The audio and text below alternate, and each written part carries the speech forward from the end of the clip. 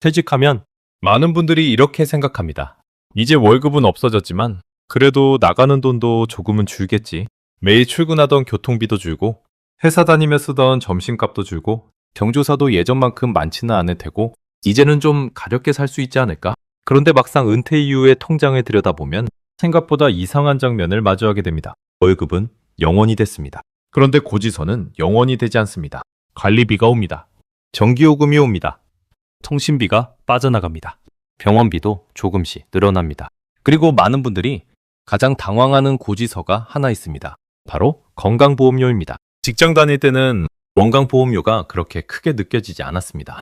월급에서 자동으로 빠져나갔고 회사에서 절반을 부담해줬고 내가 직접 고지서를 받아들고 한참 들여다보는 일도 많지 않았습니다. 그런데 퇴직하는 순간 그 숫자가 갑자기 내 눈앞으로 걸어 나옵니다. 나는 이제 일을 안 하는데 왜 이 돈은 계속 나가지? 월급은 끊겼는데 왜 고지서는 줄지 않지? 자녀 밑으로 들어가면 된다고 들었는데 왜 나는 안 된다는 거지? 이 질문을 처음 마주하는 순간 많은 분들이 당황합니다. 건강보험료는 세금처럼 크게 뉴스가 되지는 않습니다. 하지만 은퇴자에게는 퇴금보다 더 조용하고 더 꾸준하고 더 현실적인 부담으로 다가올 때가 있습니다. 왜냐하면 이 돈은 한 번 내고 끝나는 돈이 아니기 때문입니다. 매달 나갑니다. 생활비처럼 나가고 관리비처럼 나가고 어떤 분들에게는 은퇴 후 두 번째 월세처럼 느껴집니다. 오늘 영상은 건강보험제도 강의가 아닙니다. 어렵고 복잡한 법령을 하나하나 외우자는 이야기도 아닙니다. 오늘은 은퇴 후 건강보험료가 왜 갑자기 낯설고 무섭게 느껴지는지, 어떤 순간에 더 많이 나갈 수 있는지, 그리고 퇴직 전에 무엇을 반드시 확인해야 하는지 차분히 정리해 보겠습니다. 중요한 건 하나입니다. 건강보험료는 피해야 할 벌금이 아닙니다. 하지만 모르고 맞으면 벌금처럼 느껴질 수 있습니다. 먼저 가장 기본적인 것부터 보겠습니다. 건강보험료는 퇴직하고 나서 갑자기 생긴 돈이 아닙니다. 우리는 직장 다닐 때도 분명히 건강보험료를 냈습니다. 매달 월급 명세서를 보면 건강보험료라는 항목이 있었습니다. 그런데 왜 퇴직 후에야 이 돈이 갑자기 크게 느껴질까요? 이유는 단순합니다. 직장 다닐 때는 내가 전부 내고 있지 않았기 때문입니다. 직장 가입자는 회사와 근로자가 건강보험료를 나누어 부담합니다. 쉽게 말해 내가 절반을 내고 회사가 나머지 절반을 내주는 구조입니다. 예를 들어 실제로 부담해야 할 건강보험료가 20만 원이라면 내 월급에서 빠져나가는 돈은 10만 원 정도이고 나머지 10만 원은 회사가 부담합니다. 그러니 직장에 다닐 때는 건강보험료 전체가 아니라 내 몫만 보고 있었던 겁니다. 그런데 퇴직을 하면 회사라는 우산이 사라집니다. 이제 내 건강보험료를 누가 대신 절반 내주지 않습니다. 물론 퇴직했다고 해서 무조건 같은 방식으로 많이 내는 것은 아닙니다. 퇴직 후에는 크게 두 갈래의 길이 있습니다. 하나는 지역가입자가 되는 길입니다. 다른 하나는 자녀나 배우자의 피부양자로 들어가는 길입니다. 여기서부터 은퇴자의 고민이 시작됩니다. 지역가입자가 되면 건강보험료를 직접 내야 합니다. 피부양자가 되면 조건을 충족하는 동안에는 직접 보험료를 내지 않을 수 있습니다. 그런데 문제는 많은 분들이 이 둘을 너무 단순하게 생각한다는 겁니다. 퇴직하면 그냥 자녀 밑으로 들어가면 되겠지. 소득이 없으면 보험료도 없겠지. 집 한 채뿐인데 별 문제 없겠지. 이렇게 생각하고 있다가 막상 고지서를 받고 나서야 그 계산이 생각보다 복잡하다는 걸 알게 됩니다. 은퇴 후 건강보험료가 낯설어지는 이유는 돈이 갑자기 생겨서가 아닙니다.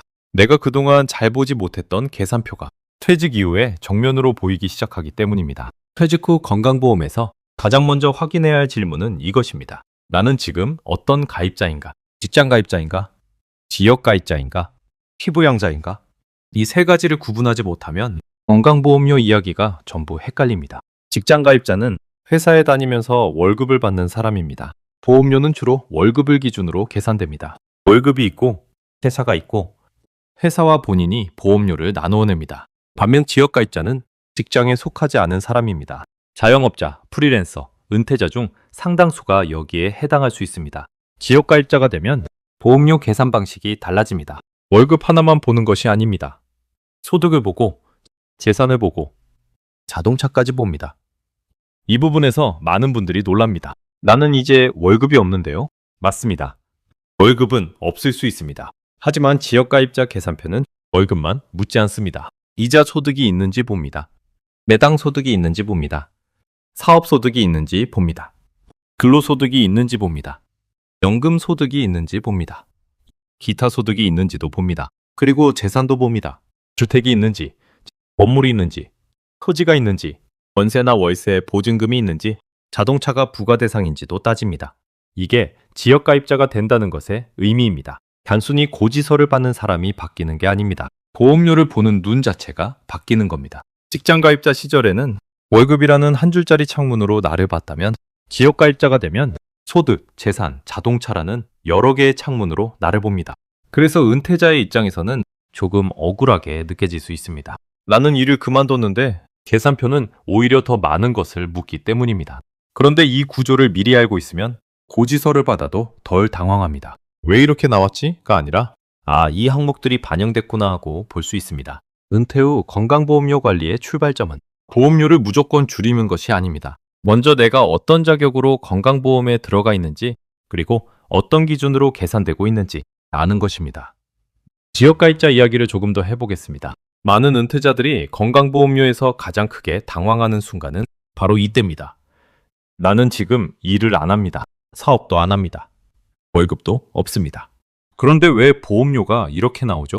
이 질문이 나오는 이유는 우리가 소득을 너무 좁게 생각하기 때문입니다. 많은 분들은 소득이라고 하면 월급이나 장사에서 버는 돈만 떠올립니다. 하지만 건강보험료 계산에서의 소득은 그보다 넓습니다. 예금 이자도 소득이 될 수 있습니다. 주식 배당도 소득이 될 수 있습니다. 국민연금도 소득으로 잡힐 수 있습니다. 임대료도 소득입니다. 작은 사업소득이나 기타 소득도 들어올 수 있습니다. 특히 은퇴 후에는 돈을 버는 방식이 바뀝니다. 젊을 때는 내 몸과 시간을 팔아 월급을 받았습니다. 그런데 은퇴 후에는 그동안 모아둔 돈에서 이자가 나오고 주식이나 펀드에서 배당이 나오고 국민연금이나 퇴직연금이 들어오고 집이나 상가에서 임대료가 들어올 수 있습니다. 그러면 본인은 이렇게 느낍니다. 나는 일 안 하는데? 그런데 계산표는 이렇게 봅니다. 그래도 들어오는 소득은 있네요. 이 차이에서 체감 충격이 생깁니다. 여기서 꼭 조심해야 할 표현이 있습니다. 예금이 있다고 해서 예금 잔액 자체가 무조건 건강보험료 재산 항목으로 그대로 잡힌다는 뜻은 아닙니다. 금융자산은 주로 그 자산에서 발생한 이자와 배당 같은 금융소득이 건강보험료에 영향을 줄 수 있다고 이해하시는 게 더 정확합니다. 예를 들어 은행에 넣어둔 돈에서 이자가 발생합니다. 주식에서 배당금이 들어옵니다. 그러면 그 이자와 배당이 소득으로 잡힐 수 있습니다. 은퇴자 입장에서는 이게 참 묘합니다. 젊을 때는 노후에는 이자라도 받아야지 라고 생각합니다. 맞는 말입니다. 노후에는 노동소득이 줄어들기 때문에 이자, 배당, 연금 같은 현금 흐름이 중요합니다. 그런데 그 현금 흐름이 건강보험료 계산에도 영향을 줄 수 있습니다. 그러니 은퇴 준비는 단순히 얼마를 모을 것인가의 문제가 아닙니다. 그 돈이 어떤 이름의 소득으로 들어오는가도 봐야 합니다. 월급이 사라졌다고 소득이 모두 사라진 것은 아닐 수 있습니다. 그리고 소득이 사라졌다고 건강보험료가 자동으로 영원이 되는 것도 아닙니다. 이 지점이 은퇴 후 건강보험료의 첫 번째 함정입니다. 이제 많은 분들이 가장 궁금해하는 이야기를 해보겠습니다. 피부양자입니다. 퇴직을 앞두신 분들이 건강보험 이야기를 할 때 가장 자주 하는 말이 있습니다. 자녀가 직장 다니니까 그 밑으로 들어가면 되는 거 아닌가요? 이 말은 반은 맞고 반은 틀립니다. 조건이 맞으면 가능합니다. 하지만 누구나 되는 것은 아닙니다. 그리고 한번 됐다고 해서 영원히 유지되는 것도 아닙니다. 피부양자는 말 그대로 직장가입자에게 생계를 의존하는 가족을 건강보험상 함께 인정해주는 제도입니다. 자녀가 직장가입자이고 부모님이 일정 요건을 충족하면 부모님이 피부양자로 등록될 수 있습니다. 그러면 부모님은 건강보험료를 직접 내지 않을 수 있습니다. 은퇴자에게는 분명히 큰 도움이 되는 제도입니다. 하지만 이 제도에는 조건이 있습니다. 핵심은 두 가지입니다. 소득 기준, 계산 기준. 이 두 가지를 봅니다. 여기서 많은 분들이 놓치는 것이 있습니다. 피부양자에서 말하는 소득은 단순히 월급만 뜻하지 않습니다. 연금도 봅니다. 금융소득도 봅니다. 사업소득도 봅니다. 기타 소득도 봅니다. 즉, 나는 회사 안 다니니까 소득이 없다가 그대로 통하지 않을 수 있습니다. 예를 들어 보겠습니다. 퇴직 후 처음에는 자녀의 피부양자로 들어갔습니다. 몇 년 동안 별 문제가 없었습니다. 그런데 어느 해부터 국민연금 수령이 시작됩니다. 또 예금 금리가 높아져 이자 소득도 늘어납니다. 주식 배당금도 조금 들어옵니다. 본인은 이렇게 생각합니다. 이 정도는 노후 생활비인데? 그런데 건강보험 자격 판단에서는 이런 소득들이 합산되어 보일 수 있습니다. 그러다 어느 날 피부양자에서 빠지고 지역가입자로 전환되었다는 통보를 받을 수 있습니다. 이때 많은 분들이 당황합니다. 왜 갑자기? 갑자기가 아닙니다. 내 소득과 재산의 숫자가 어느 순간 기준을 건드린 겁니다. 또 재산도 봅니다. 집이 있고 재산세 과세 표준이 일정 수준 이상이면 소득이 많지 않아도 피부양자 조건에 영향을 받을 수 있습니다. 여기서 중요한 건 겁을 먹자는 것이 아닙니다. 피부양자 제도는 나쁜 제도가 아닙니다. 조건이 되는 분에게는 은퇴 후 건강보험료 부담을 줄여주는 매우 중요한 제도입니다. 다만 자녀 밑으로 들어가면 끝이라고 생각하면 안 됩니다. 피부양자는 한 번 따면 끝나는 자격증이 아닙니다. 내 소득과 재산이 바뀌면 자격도 바뀔 수 있습니다. 그래서 현재 피부양자이신 분들은 이 질문을 꼭 해보셔야 합니다. 나는 지금 왜 피부양자로 인정되고 있는가? 앞으로 국민연금이 시작되면 어떻게 되는가? 이자나 배당이 늘면 영향이 있는가? 계산 기준은 괜찮은가? 이걸 미리 확인하면 고지서를 받고 놀라는 일이 줄어듭니다.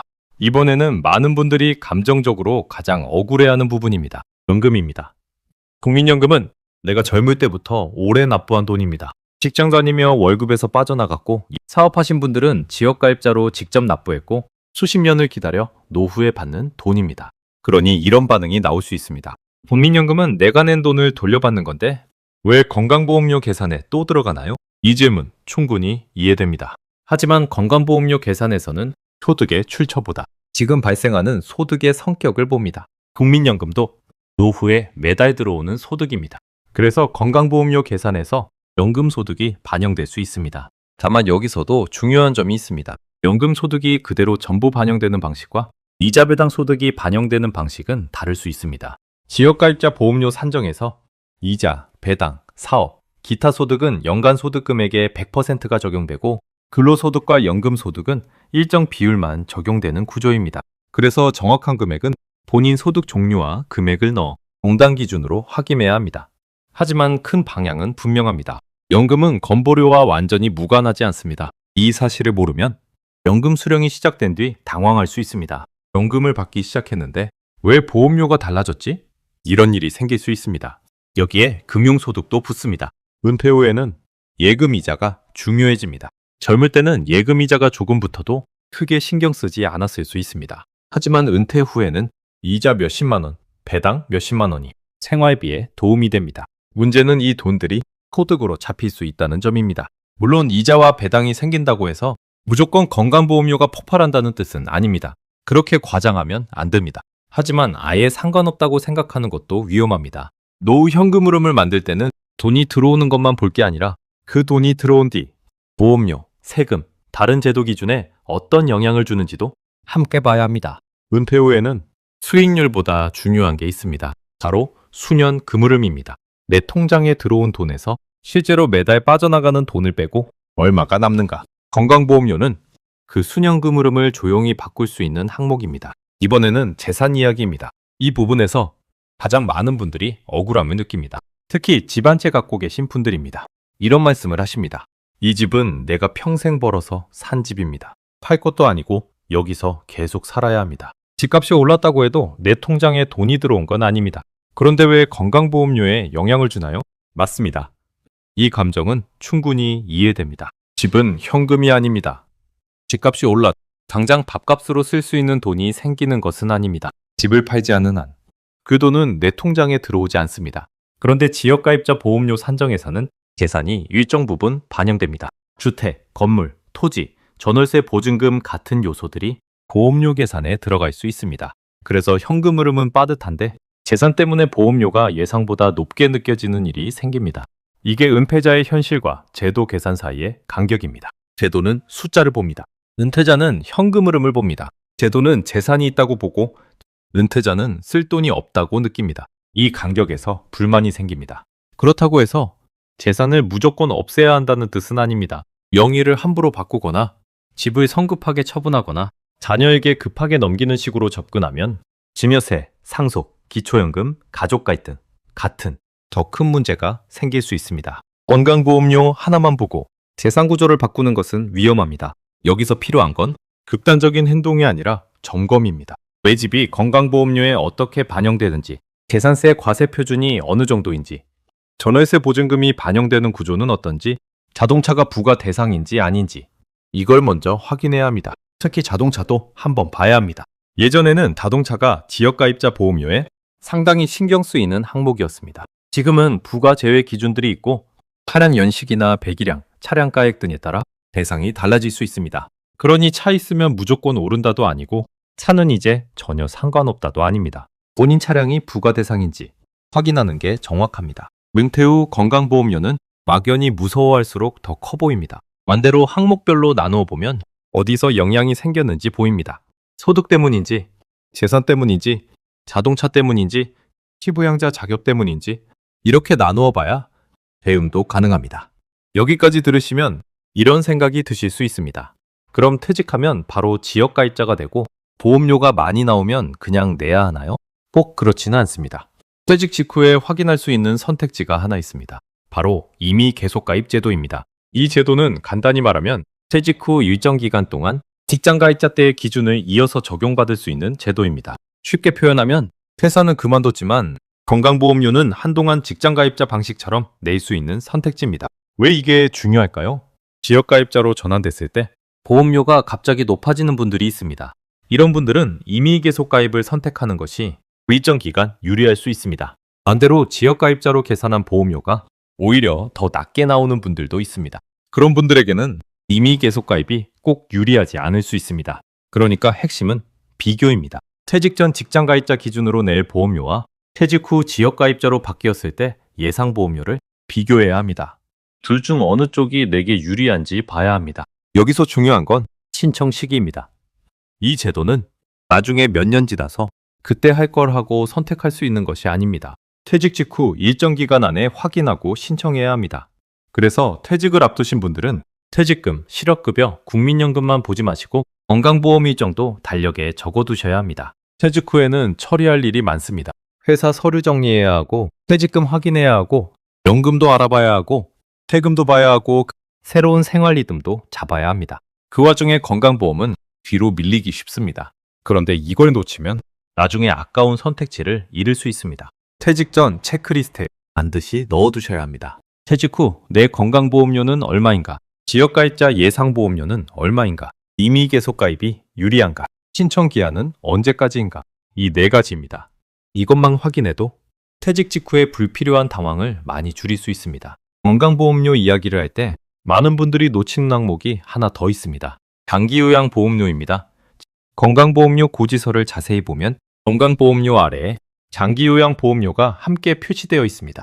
이 돈은 나이가 들어 혼자 일상생활이 어려워졌을 때 장기요양 서비스를 지원하기 위한 제도의 재원입니다. 즉, 건강보험과 별개의 이름이지만 건강보험료와 함께 부과되고 함께 징수됩니다. 그래서 체감상으로는 건강보험료가 왜 이렇게 나오지? 라고 느끼지만 실제 고지서에는 건강보험료와 장기요양보험료가 같이 들어있는 경우가 많습니다. 여기서 중요한 포인트가 있습니다. 건강보험료가 오르면 장기요양보험료 부담도 함께 움직입니다. 은퇴 후 생활비를 계산할 때 건강보험료만 넣으면 부족합니다. 장기요양보험료까지 함께 넣어야 실제 매달 빠져나가는 돈에 가까워집니다. 노후 현금 흐름표를 만들 때 많은 분들이 이렇게 계산합니다. 국민연금 얼마, 퇴직연금 얼마, 예금이자 얼마, 그리고 지출에는 직비, 관리비, 병원비, 통신비 정도를 넣습니다. 그런데 건강보험료와 장기요양보험료를 빼놓습니다. 그러면 계획표는 늘 좋아 보입니다. 왜냐하면 매달 빠져나갈 고정비 하나를 없는 돈처럼 계산했기 때문입니다. 은퇴 후에는 작은 고정비가 무섭습니다. 한 달 5만 원은 작아 보일 수 있습니다. 하지만 1년이면 60만 원입니다. 한 달 15만 원이면 1년 180만 원입니다. 한 달 25만 원이면 1년 300만 원입니다. 이 돈이 5년, 10년 계속 나간다고 생각하면 노후 통장에서는 절대 작은 돈이 아닙니다. 그래서 건강보험료는 단순히 얼마 냈다로 끝낼 항목이 아닙니다. 노후 생활비의 고정 항목으로 따로 관리해야 합니다. 이제 정리해 보겠습니다. 오늘 영상을 보고 가장 실질적으로 가져가셔야 할 것은 이 5가지입니다. 첫째, 내 건강보험 자격이 무엇인지 확인하십시오. 직장가입자인지, 지역가입자인지, 피부양자인지 이것부터 알아야 합니다. 내가 지금 어디에 있는지 모르면 보험료가 왜 나오는지도 알 수 없습니다. 둘째, 퇴직 후 지역가입자로 바뀌면 예상 보험료가 얼마인지 미리 계산해 보십시오. 건강보험공단 홈페이지나 상담을 통해 본인의 소득, 재산, 자동차 기준을 넣어 대략적인 금액을 확인할 수 있습니다. 정확한 금액은 개인별 상황에 따라 달라지지만 대략의 숫자라도 미리 아는 것과 모르는 것은 다릅니다. 셋째, 피부양자로 들어갈 수 있는지 확인하십시오. 자녀가 직장가입자라고 해서 자동으로 되는 것이 아닙니다. 소득 기준, 재산 기준을 봐야 합니다. 특히 국민연금 수령이 시작되는 분, 이자나 배당이 늘어난 분, 근대 소득이 있는 분은 반드시 확인하셔야 합니다. 넷째, 이미 계속 가입이 유리한지 비교하십시오. 퇴직 직후엔 정신이 없습니다. 하지만 이 선택지는 시간이 지나면 놓칠 수 있습니다. 지역가입자 예상보험료와 이미 계속가입 보험료를 비교해서 어느 쪽이 나은지 보셔야 합니다. 다섯째, 노후 현금흐름표에 건강보험료와 장기요양보험료를 따로 넣으십시오. 이게 가장 중요합니다. 은퇴 준비는 얼마를 모았느냐만의 문제가 아닙니다. 매달 얼마가 빠져나가느냐의 문제입니다. 월급이 끊긴 뒤에는 수입보다 지출 관리가 더 중요해지는 순간이 옵니다. 특히 건강보험료처럼 매달 반복되는 고정비는 처음부터 계획에 넣어야 합니다.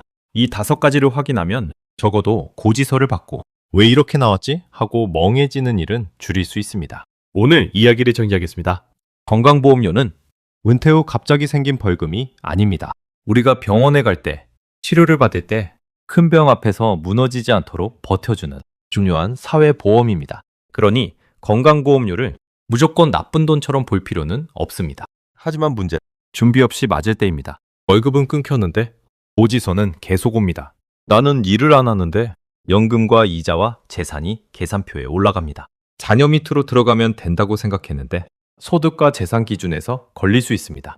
집 한 채뿐인데 재산 항목이 영향을 줄 수 있습니다. 이걸 모르고 있으면 건강보험료는 은퇴 후 갑자기 찾아온 부담처럼 느껴집니다. 하지만 미리 알고 있으면 다릅니다. 내가 지역가입자인지 피부양자인지 이미 계속가입이 유리한지 연금과 금융소득이 어떤 영향을 주는지 재산과 자동차는 어떻게 반영되는지 이걸 하나씩 확인하면 적어도 당황하지 않습니다. 은퇴 준비는 노후 자금을 모으는 일만이 아닙니다. 매달 빠져나갈 돈을 미리 아는 일입니다.